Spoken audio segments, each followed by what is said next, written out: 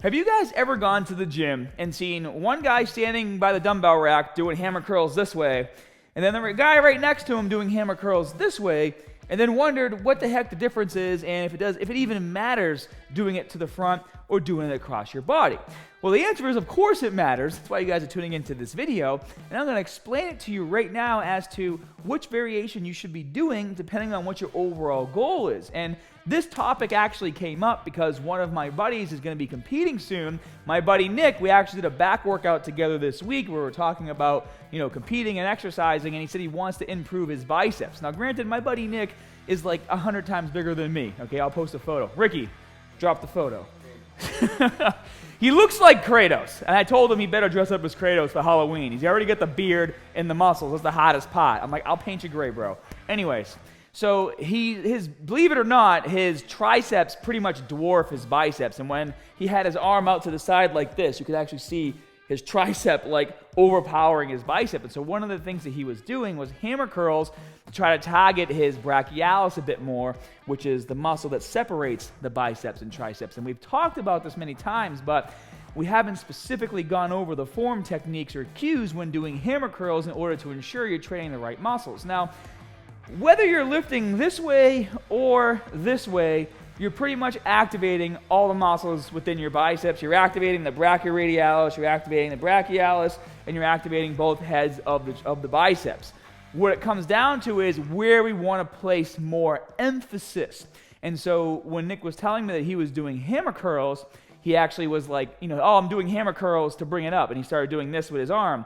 And I said, well, if you're hammer curling in this way, you're still targeting the brachialis and the brachioradialis, but you're actually placing a bit more emphasis on the outer head. Now, of course, the outer head is also still going to be a part of the peak. So when you guys are flexing your biceps, you can see the outer head right here, and it is a part of the biceps you want to work on. But it's important to know that if you're trying to create more separation for more arm thickness this way, working on the outer peak is a good thing, but if you can utilize an exercise like a hammer curl to really target that muscle in the middle of the brachialis and get it to grow to create even more separation and a bigger look from the side, then you want to make sure you're hammer curling in front of your body like this. If we've already determined that your overall goal right now isn't so much working on the outer head, now when you do a crossbody hammer curl, the center of gravity and the weight is still basically in the center. You're keeping the dumbbell really close to your body like this, so you still have to flex your core, obviously. You still have to stabilize to be able to stand and do this, but the same amount of weight becomes a lot heavier as you move it away from your body, because now the weight's basically pulling you forward. So you have to flex harder and focus more, and then keep that elbow locked as you come up. You might even see a lot of people do this, where the elbow travels back, and then you're not really doing the exercise correctly. It kind of changes the whole movement pattern. So you want to be able to keep it out in front of you the entire time. So if the overall goal is brachialis, then why not just sit down?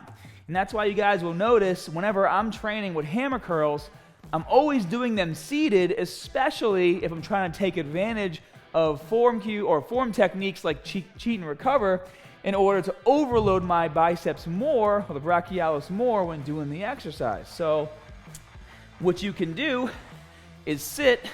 You still have to flex your core and keep your chest up, but now you have the seat holding you in place, and you have a back pad that you can lean against, and then you can lift straight up and come straight down and put a lot more focus into moving your arm up and down, because you don't have to put as much energy into stabilizing your body. Now, one thing I want to tell you guys is whenever I do hammer curls, I never do both arms at the same time. If I'm going to be using dumbbells, I like to take advantage of the fact that I can lift a little bit more weight, even if it's just 5 pounds, by doing one arm at a time and really focusing on that single arm, and then going to the other side and really focusing on that one and going back and forth. I always am able to lift a bit heavier and get a bit more overload on my biceps. And if you want to try advanced techniques like cheat and recover, you can still do it seated as well. You can get a little momentum, you can throw the weight up and then fight the negative all the way down, and do the same thing here. Fight the negative all the way down. And for those of you who've never heard of my Cheat and Recover program or don't understand the concept of using momentum and fighting the negative, It's because you're 40% stronger in the negative. That's why you guys will always realize, let's say you're bench pressing, right? You can always bring the weight down, but as soon as you get stuck, your spotter has to bring it back up. But if you want to do another rep, you can still control it on the way down. It's because you're stronger in the negative. It's also where you get the most micro tears. So what that basically means is, even when doing an exercise like a hammer curl, I'll never be able to fully exhaust my biceps or my brachialis with the amount of weight that I can lift clean on the way up and then fight on the way down. As a rule of thumb, if you're trying to work on an exercise like this, I would do like 4 sets and keep the rep range anywhere between 6 to 8 or 8 to 10, and make sure you're doing it at least twice a week, because when you're trying to bring up a lagging area, you want to give it multiple growth periods, which is why you train twice a week when you do programs like push-pull legs or full body workouts. If you guys go into the gym and you're trying to work on increasing the overall size of your arms, and you want to go for width, so from the side when you flex, it's bigger and wider from here, from this point of view, got to hit that brachialis, and the best way to do it is by hammer curling, just like this. Not swinging a hammer, hammer curling. I saw Ricky was confused. He was like, wait, where's the hammer? He's probably going to cut this part out. Anyways, if you guys enjoy quick tips like this, let me know by tapping that like button. It really helps me out. The more likes my videos get, the more they get shared, and the more people learn how to hammer curl and do other exercise the correct way. Oh, and one more thing. I forgot to mention this in the beginning. So I have been working on my biceps using an entirely brand new technique that I'm testing. Okay, at the point of filming this video, I would say I'm on day 3. You guys are probably going to watch the video closer to day 8.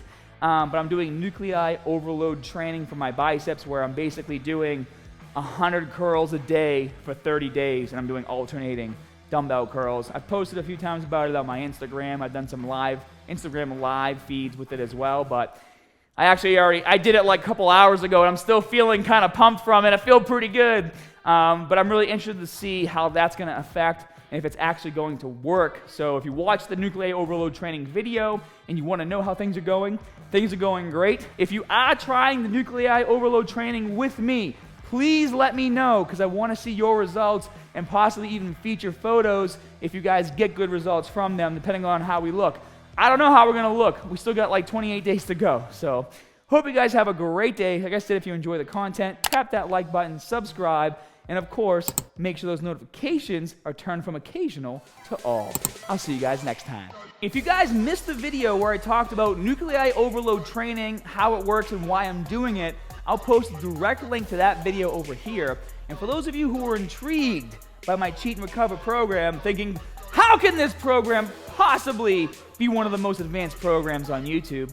Well, why don't you let me know by clicking the link below, downloading my app, and giving it a shot. I'll see you guys there.